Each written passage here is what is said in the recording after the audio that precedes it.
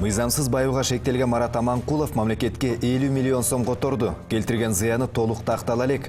Бүгүн ал мандатынан ажыратылды.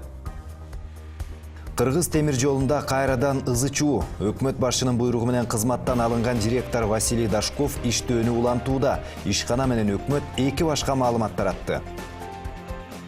Коронавирустан улам өтө оор абалда жаткан бейтаптардын саны көбөйдү. Ишкерлер жарандарды бет капка көндүрүү үчүн акы төлөөнү сунушташты. Тынымсыз жааган кардан улам ашуулар аркылуу өтүү кыйынчылык жаратып, унаа тыгындары пайда болду. Бүгүн Сосновка, Арал жана Каракөл посттору жабылды.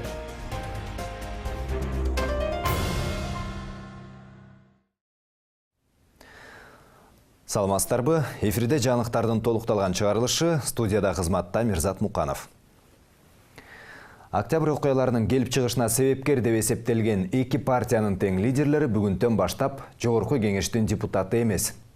Бирөө кылмышка шектелсе, экинчисине кызмат берилди. Мыйзамсыз байууга күнөөлөнүп жаткан Марат Аманкулов депутаттык мандатынан баш тартуу тууралуу арызын жазган. Аны бүгүн Борбордук шайлоо комиссиясы карап чыгып, канааттандырды. Бүгүнкү жыйында дагы бир депутаттын ыйгарым укуктары токтотулду. Мирлан Бакиров мамлекеттик мүлктү башкаруу фондунун төрагасы болуп дайындалгандыктан мандатын өткөрүп берди. Бирок Мекеним Кыргызстан партиясынын лидеринин бул кызматка дайындалышы учурда кызуу талкууланууда. Ал жакында эле бажы кызматынын төрагасынын мурдагы орун басары Раим Матраимовдун камалышына каршы митингге чыгып, жарандардын сынына кабылган эле. Теманы Дастан Жолдошев улантат. Аманкулов Марат Аскерович өзүнүн ыйгарымдыктарын мөөнөтүнө токтотуу боюнча арызын берди. Бүгүн Борбордук шайлоо комиссиясынын жыйынында Марат Аманкуловдун депутаттык ыйгарым укуктары токтотулду. Эл өкүлү 2 күн мурда арызын жазып, мандатын өз ыктыяры менен тапшырып жатканын билдирген. Себебин жазган эмес. Бүгүн Боршайкомдун отурумунда өзү дагы өкүлү дагы катышкан жок. Кыргыз Республикасынын Жогорку кеңешинин депутаты Марат Аманкулов өзү арыз жазып, нотариально күбөлөндүрүп, Борбордук шайлоо комиссиясына мурда күнү арызы келип түшкөн.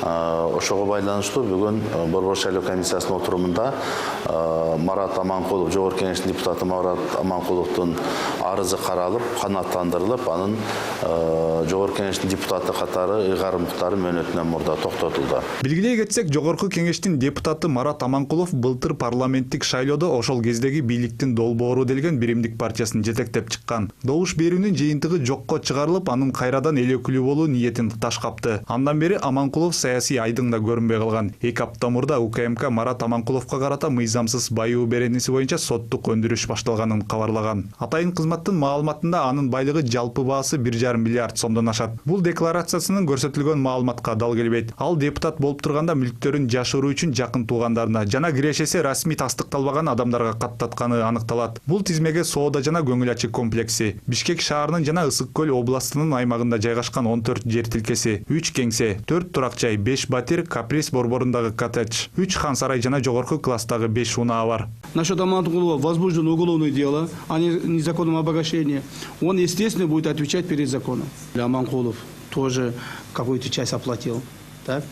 Мы скоро объявим, сколько он заплатил, когда закончится. Бүгүн УКМК Марат Аманкулов атайын эсепке 50 миллион сом которгонун кабарлады. Бирок экс-депутат бюджетке канча зыян келтиргени тактала элек экен. Учурда эсептелүүдө. Кыргыз Республикасынын Жогорку кеңештин депутаты Бакиров Мирлан Сабековичтин ыйгарымдыктары мөөнөтүнөн мурда токтотулсун. Экинчи Кыргыз Республикасынын Жогорку кеңештин депутаты Бакиров Мирлан Сабековичтин көлүгү анык эмес деп табылсын.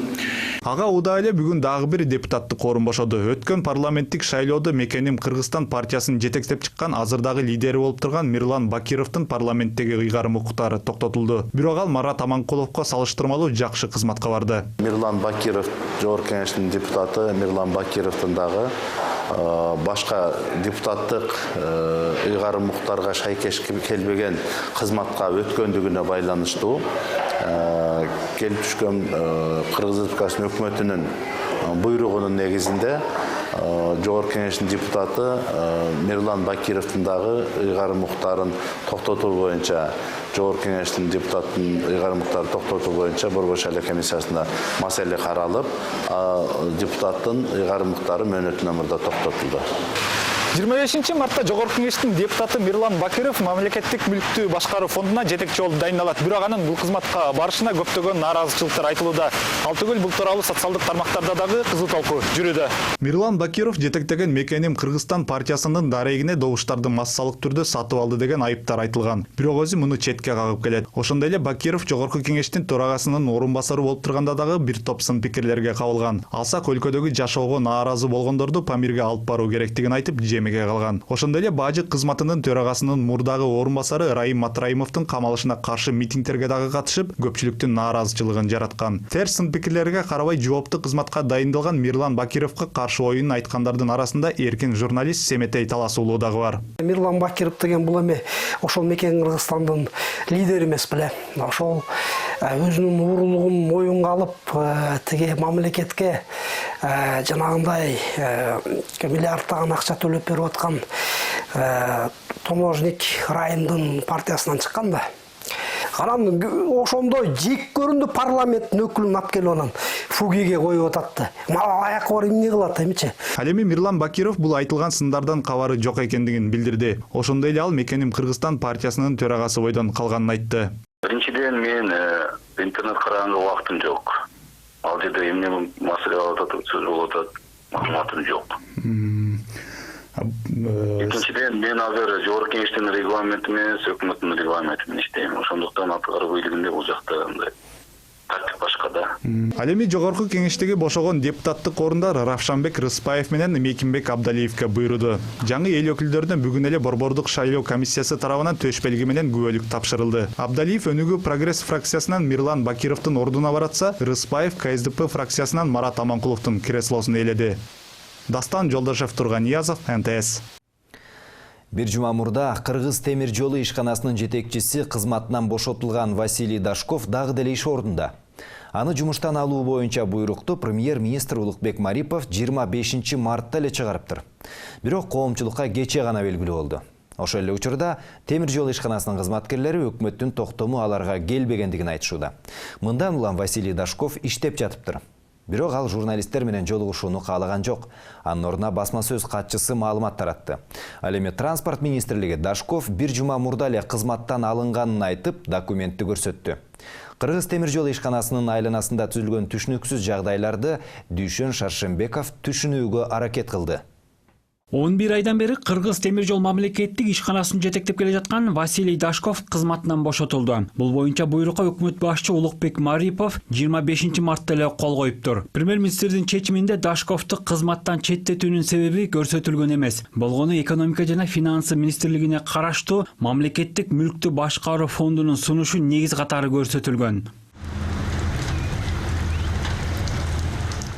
Ишкананын жетекчиси Дашковду кызматтан кетирүү тууралуу буйрук бир жума мурда эле чыкканы менен кечетен тарта гана маалымат тарай баштады. Бирок кызыгы Кыргыз темир жолу компаниясынын басма сөз кызматы Дашков иштен алынганын четке кагып, жетекчи күндөгүдөй тартипте эле жумушка чыгып жатканын билдирди. Бул боюнча так маалыматты Василий Дашковдун өз оозунан угууга мүмкүн болгон жок. Мекемеге барганыбызда күзөтчүлөр менен басма сөз кызматынын өкүлү жетекчиси менен жолуктурууну каалашкан жок. Маалымат катчысы Касиет Тыналиева башкы директорду кызматтан бошотуу боюнча эч кандай буйрук келбегенин айтып, ал өз ордунда иштеп жатат деп ишендирүүгө аракет кылды. Госпредприятие наше Кыргыз темир жолу не Кыргыз темир жолу мамлекеттик ишканасына эч кимден эч кандай буйрук келип түшкөн эмес. Ошондуктан мекеме Василий Дашковдун жетекчилиги алдында штаттык режимде иштеп жатат. Жумуш мурдагы калыбында эле жүрүүдө. Эгерде кандайдыр бир маалымат болсо, алдын ала айтабыз. Бирок азыркы тапта эч кандай өзгөрүү жок. Баары штаттык режимде иш алып барышууда.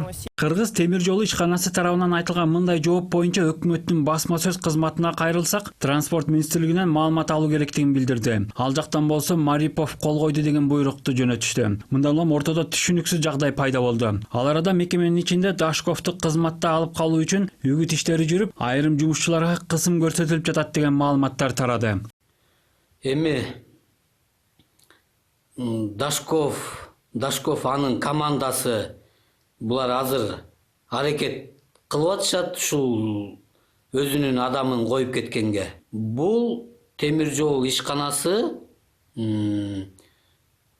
кландардын мындай карамагынан колунан чыгыш керек. Бул темир жолго мамлекеттин өнүгүшүнө, эл жердин өнүгүшүнө, кыргыз эл Кыргызстандын өнүгүшүнө салым кошо турган ишкана болуш керек деп эсептейм. Василий Дашковду кызматтан кетирүү талабы буга чейин бир нече жолу көтөрүлгөн. Бул боюнча былтыр жыл аягында митинг да уюштурулган. Буга убада иликтөөчү журналисттер Болот Темиров менен Али Токтокунов Кыргыз темир жолдогу сатып алуу мыйзамдарынын бузулушу боюнча иликтөө жасашкан. Анда тендерде Дашковдун жакындарына таандык делген ишканалар утуп келгени баяндалат. Во-первых, с моральной точки зрения, Моралдык жактан алганда жетекчилик кызматты ээлеген адамдын компаниясы тендерлерге катыша албайт. Мыйзамда мамлекеттик кызматкерлерге бизнес жүргүзүүгө тыюу салынган. Эгерде кызматка барып жатсаң, башкага өткөрүп беришиң керек. Бизде болсо бизнесин аялына же жакын тууганына каттатып коюшат дагы, алар кыска убакытта ийгиликтүү ишкер болуп чыга келүүдө. Жыл башында УКМКнын коррупцияга каршы күрөшүү кызматы активист Мелис Аспеков менен Улан Жураевди кармаган болчу. Алар темир жол ишканасынын жетекчисин финансы полициясынан текшерүү жөнөтөбүз деп коркутуп, $250 000 алган деп шектелген. Мынча суммадагы каражатты берген тараптын жоопкерчилиги боюнча маалымат чыккан эмес. Василий Дашковго чейинки директор Канатбек Абдукеримов жана аны менен иштешкен бир нече кызматкер былтыр коррупцияга шектелип кармалышкан. Ишкананы 3 жыл башкарган дагы бир жетекчи Алмазбек Ногойбаевдин дарегине көп сын пикирлер айтылып, кызматтан кеткен. Дүйшөн Шаршембеков, Агзат Түлеев, НТС. Бишкекте кылмышка шектелип кармалган азыркы жана мурдагы аткаминерлердин тизмеси узарууда. Бул жолу аскер прокуратурасы экс-вице-мэрди колго түшүрдү. Ал Бишкек шаарындагы кымбат жер тилкелерин берүү менен мыйзамсыз байыган коррупциялык иштерди жасаган деп айыпталууда. Аны менен кошо УКМКнын Бишкек шаары боюнча башкармалыгынын аймактык бөлүмүнүн жетекчиси да бул кылмышка шектелип, экөө тең Бишкек гарнизонунун убактылуу аскер абагына киргизилген. Башкы прокуратурадан кабарлашкандай, кармалгандар кызмат абалынан кыянаттык менен пайдаланып, мэриянын жооптуу кызматкерлерине басым жасап, жер тилкелерин жең ичинен сүйлөшүп алгандарга каттаткан. Учурда бул иш боюнча тергөө жүрүп жатат. Азырынча шектүүлөрдүн аты ачык айтыла элек. Бирок айрым жалпыга маалымдоо каражаттары өздүк булактарына таянып, мурдагы вице-мэр Азиз Алымкулов кармалганын жазышууда. Белгилүү болгондой, ал бул кызматта туура 2 жыл иштеген. Быйыл аны Балбак Түлөбаев шаарды башкарып турганда иштен алган. Коррупцияга шектелип кармалган Жогорку кеңештин депутаты Кубанычбек Жумалиев 14 апрелге чейин камакта калтырылды. Мындай чечим Бишкек шаарынын 1-май райондук соту тарабынан кабыл алынды. Буга байланыштуу эл өкүлү дагы 2 жума УКМКнын тергөө абагында жатат. Атайын кызмат Кубанычбек Жумалиевке таандык эл аралык медициналык университетке лицензия берүүдө коррупциялык схеманы таап чыккан. Жогорку кеңештин депутаты билим берүү жаатындагы мыйзам долбоорлорун алдыга сүрүү үчүн кысым көрсөтүп, саясий таасирин пайдалануу менен лицензияны мыйзамсыз алган деп айыпталууда. Мындан тышкары, эл өкүлүнүн кылмыштуу кирешелерди адалдаштыруу, салык төлөөдөн баш тартуу, мыйзамсыз байуу фактыларына тиешеси бар экени аныкталган. Жакында эле Кубанычбек Жумалиев жүрөк оорусунан жана кан басымы көтөрүлүп кетти деген жүйө менен жеке менчик ооруканага жаткырылган.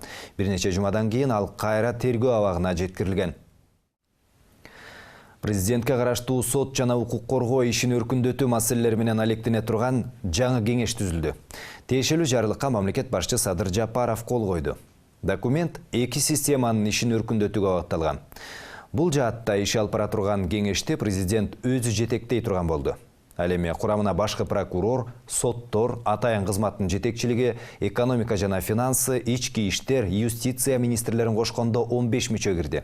Мамлекеттик эмес органдардан Адилет укуктук клиникасынын директору Чолпон Жакыпова чакырылган. Эми жаңы түзүлгөн бул кеңеш 5 кодекс жана 5 мыйзамдын колдонулушуна талдоо жүргүзүшү керек. Ошондой эле ченемдик укуктук актыларды өркүндөтүү боюнча стратегиялардын долбоорлорун даярдап чыгышы зарыл.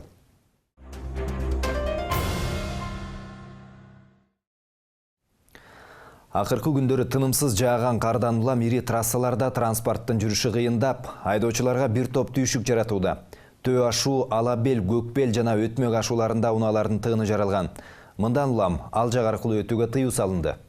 Азыркы тапта жолдорду кардан тазалоо иштери жүрүп жатат.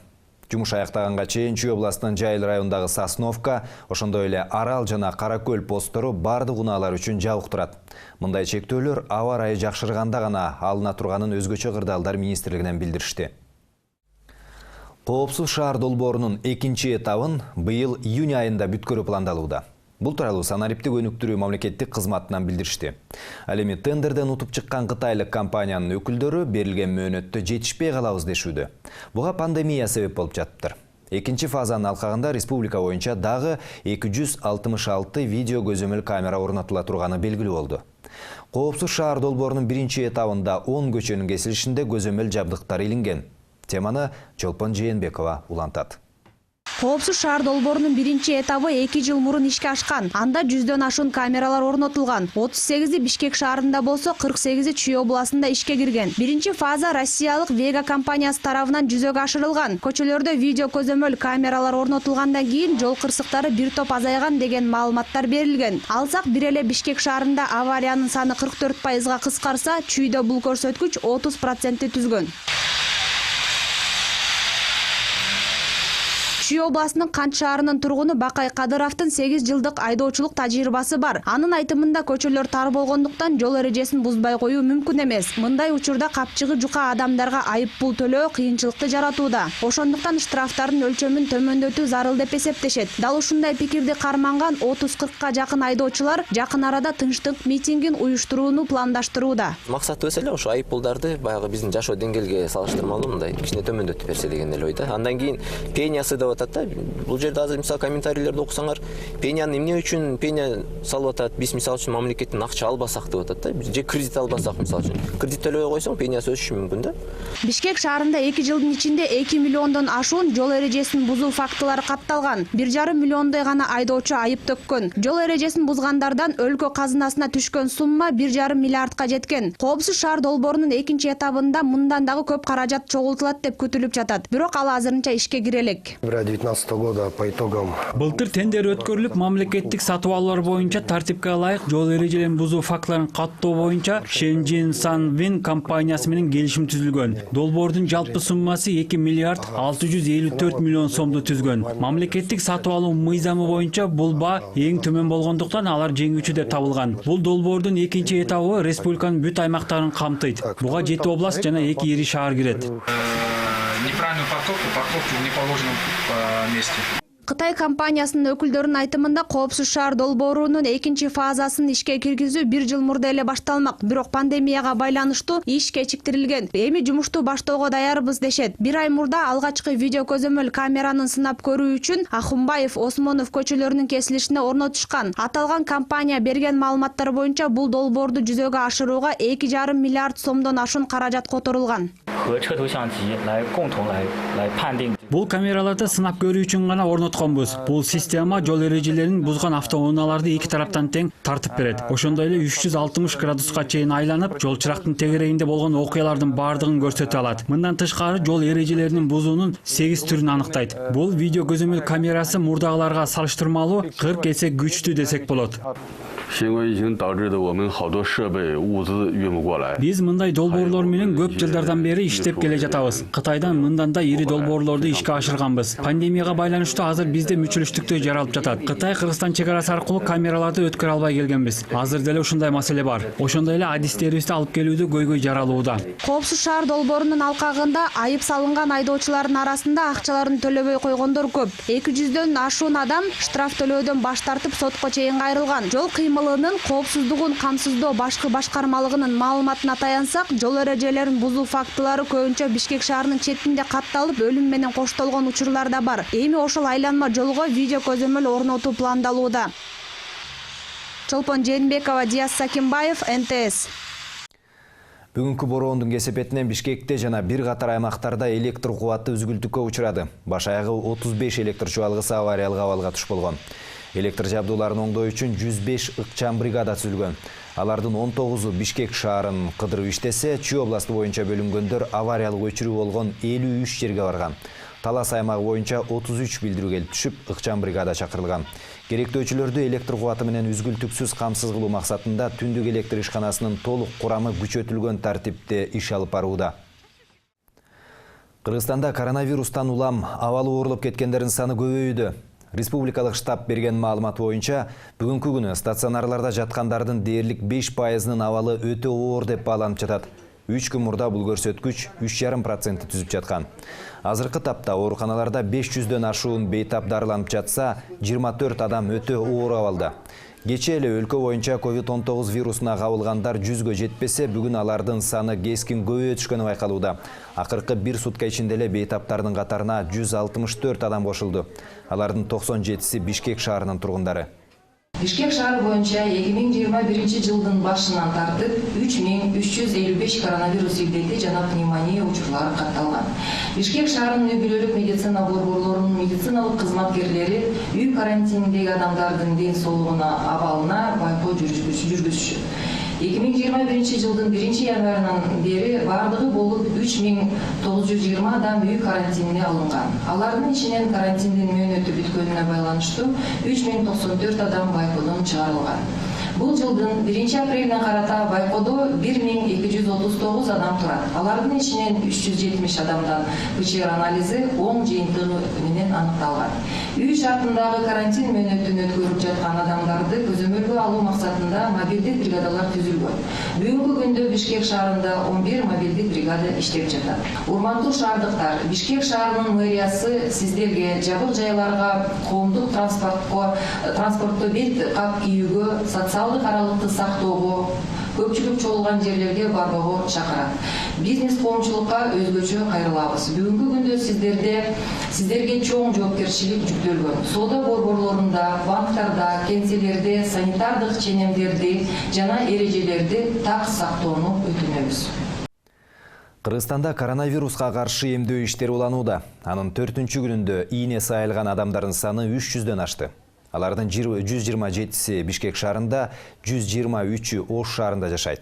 Ал эми Чүй областында болсо, бир күндүн ичинде 54 адам вакцина алган. Саламаттыкты сактоо жана социалдык өнүктүрүү министрлиги берген маалымат боюнча, бир суткада 100дөн ашык адам эмделүүдө. Иммунизациянын биринчи этабында Sinopharm деп аталган Кытай препараты менен 75 000 киши эмделе турганы айтылган. Белгилүү болгондой, алгаш жандандыруу бөлүмүндө жугуштуу оорулар ооруканасында тез жардам кызматында эмгектенген дарыгерлер, оорунун очогунда иштеп жаткан эпидемиологдор, андан тышкары мугалимдер, чек арачылар, бажычылар жана тартип сакчылар эмделишет. Беткап тагынган адамдарга акы төлөнө башташы керек. Дал ушундай идеяны кыргызстандык ишкерлер көтөрүп чыгышты. Бул үчүн бонус системасы киргизилип, коомдук жайларда маска менен жүргөндөргө жетон берилсе болот дешет алар. Кийин аны акчага же кандайдыр бир товарга алмаштырып алышат. Бүгүн коронавируска каршы күрөшүүнүн альтернативдүү жолдорун табууга багытталган тегерек стол уюштурулган. Ага бизнес чөйрөнүн өкүлдөрү, дарыгерлер жана коомдук ишмерлер катышкан. Ишкерлердин айтымында дагы бир карантиндик чара киргизилсе, ага өлкөнүн экономикасы туруштук бере албайт. Ошондуктан калкты бет кап тагынып жүрүүгө кызыктар кылган бонус системасын киргизүү зарыл. Отурумдун жыйынтыгы менен бул сунуш өкмөткө киргизиле турган болду. Алар экономикалык эсептөөлөрдү жүргүзүп чыккандан кийин чечим кабыл алынат.